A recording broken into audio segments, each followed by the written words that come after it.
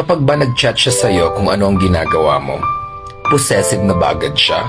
Nagtatanong siya kung ano ang ginagawa mo dahil gusto niyang updated siya sa'yo. Kapag ba gusto niyang malaman kung nasaan ka, nakakasakal na ba? Nagtatanong siya kung nasaan ka dahil nag-aalala siya sa'yo. Kapag ba tinanong niya kung sino ang kasama mo, selosa na ba agad siya? Nagtatanong siya kung sino ang kasama mo dahil ayaw niyang mapahamak ka. Kapag ba chinek niya ang cellphone mo, wala na ba siyang tiwala sa'yo? Chinecheck niya ang cellphone mo dahil wala siyang tiwala sa mga nagkukunwaring kaibigan niyo. What if tinigil niyang gawin yung mga yun? Hindi ka ba magtataka? Gusto mo ba ng jowa na walang pake kung ano ang ginagawa mo? Kung nasaan ka? Kung sino ang kasama mo?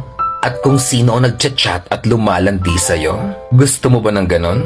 Paalala lang, ang pakikipagjowa ay may kaakibat na obligasyon at nangangailangan ng commitment sa inyong relasyon.